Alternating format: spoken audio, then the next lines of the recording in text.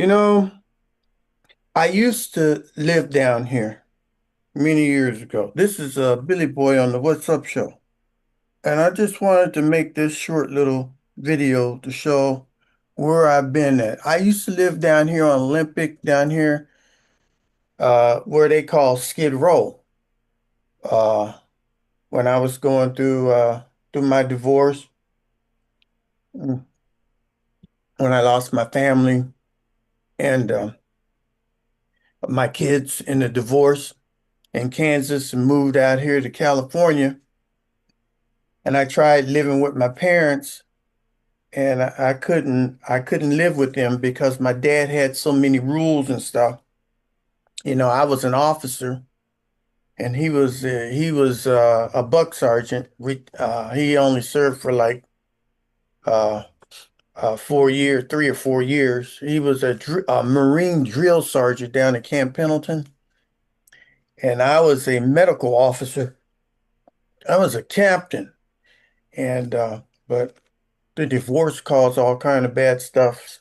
When I went home, he had all these rules, and I had to live in a trailer in the backyard. He had all these rules and stuff. I couldn't tolerate it, so I decided to take and uh, get my car and park my car on the street and live out on the street in a box. I lived in a little park down there on Olympic and then 6th and 7th Street. There was a lot of people like this, a lot of people like this on Skid Row. And I lived on Skid Row for like about a year, year and a half until I finally got a job at Michael's Arts and Crafts. And then I moved off Skid Row. But I was down there when they had a preacher named Father Dollar Bill. And you had to stand in line. And once you got up to him, he would say a prayer or say something to encourage you to take and do better in your life and to love Jesus and God and all this kind of stuff. Then afterward, he give you a dollar bill.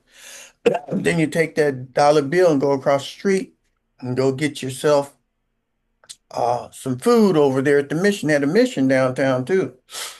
But Father Dollar Bill died, and I'll never forget me getting food and living in boxes. I didn't have tents back then. We had just these big refrigerator boxes and stuff like that. We lived down here in the streets of Los Angeles. It's, uh, it was quite an experience, and I've always went back and given to the poor, the people that live on the street. But here's the deal. In the last Super Bowl game, I was riding my $5,000 electric trike down down to the place. So I went down there and I parked my trike, you know, off to the side, and I was handing out $5 bills. So it was just only a half a block. I could see my trike right there, and everybody said they'll take care of it and all this kind of stuff. So here I am the day before Super Bowl day, and uh, I'm out here giving out all these $5 bills. So people are thanking me and all this kind of stuff, and I was wearing my football jersey and all. And I got down to about a half a block. I must have gave out about $200 or $300 in $5 bills to people. And then when I came back, my $5,000 electric scooter was gone. So now I drove, I rode from my house all the way downtown Los Angeles to give this money out, right? Now, usually I have my wallet and put my keys in a little pouch on the handlebars. But this time I was wearing the pouch, so I had my keys in the pouch and I was wearing it on my waist. But I had my utility bag with my electric pumps and everything all, all on it and stuff. I get down there and my bike is gone. I'm stranded. And I'm glad that I didn't put my cell phone in there too. I usually put the cell phone in a little pouch on the bike. So and nobody saw my electric my electric scooter. And they had all these other scooters, them birds and all them other scooters. They had all those other scooters all over the place. So I think some were blue or whatever. But my scooter was gone, right? My doggone scooter is gone. Okay, now we got all these people sitting around here, and nobody knows where my doggone electric scooter's at, and I'm stranded. So, that really got me upset. That really got me upset. And I really love that electric scooter too. It's a real nice one. But I really liked it, and they stole it, left me stranded, and so now call a, um, I'm trying to call a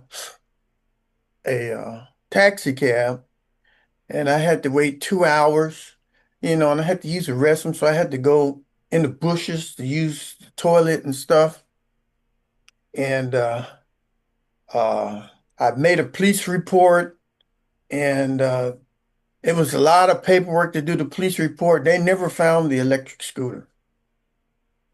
And so it just put something in my heart. It just really made me feel bad and upset, right? So I just don't give anymore. I have another scooter, but I'm not going to ride it down here, right? And a lot of the people, I made some friends with some of the homeless people. I even had a girlfriend. Her name was Raina, and she lived over by the railroad tracks over there in Vernon. And I used to go down and see her and stuff. And she lived in a little box by the railroad tracks out in Vernon. And very pretty girl, but a lot of the homeless people, they just don't want to take and leave the area. If you give them money, I tried it a couple of times. I gave Raina a couple of $100. She could have went out and rented out a motel or something, or you know what I'm saying? But no, she didn't want to take and rent out a hotel. She just rather live in the street with all the filth. She got raped a couple of times, and she would rather live out on the doggone street than to take the money and clean herself up. So I look at these people living out on the street, and a lot of them, they don't want to leave. The city offers them all kind of money and room and board and stuff, but they don't want to, they just want to live right out there on the doggone street, just like that. And I feel so sorry for them, but that's the way it is. It's raining now. It's 40 degrees out there. It's miserable.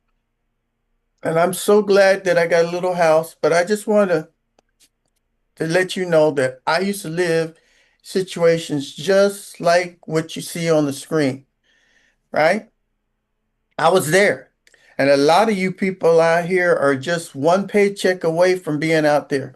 It's all these bicycles and stuff in these homeless encampments and stuff. It's because they steal your bike. It's not safe to take your bike or your electric scooter anywhere. Because if you take it or a baby buggy or anything that's got wheels on it, because they will definitely steal it and they'll pile it up in there. Every homeless encampment's got tons and tons of bicycles, and stolen toys and stuff. I don't know where to get it, but they steal your stuff. So got to be real careful, especially out in Los Angeles. You people living overseas in India, Bangladesh, Pakistan, Malaysia, India, Indonesia and stuff, you got to be real careful with your stuff. And some of you might be living in situations like this. I went up and down the street here, on Olympic and 6th and 7th Street, and people got internet. They got computers. All of them got cell phones and stuff. I go, how the heck y'all got cell phones and stuff? Yeah, they got laptops and everything. You'd be thinking you feeling sorry for them, Hi, but my they name got. is Anne, and I All would like right, to give you a I'm gonna few go reasons ahead why and you should sign up for a take free this off membership here at ChristianFilipina.com. and Believe it or stop not, sharing Filipino women on accept, this respect, and appreciate American and men. see what's going on We're here. passionate, we value commitment, Okay, and we share your values. I'm gonna go ahead We speak and English. stop this The secret person is from right. talking.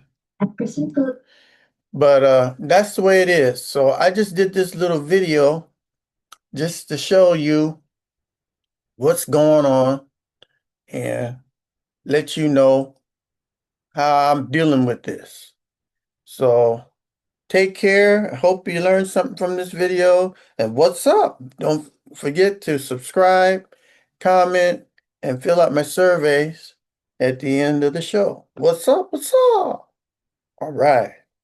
Oh, and drink Red Bull because Red Bull will give you wings. Yeah.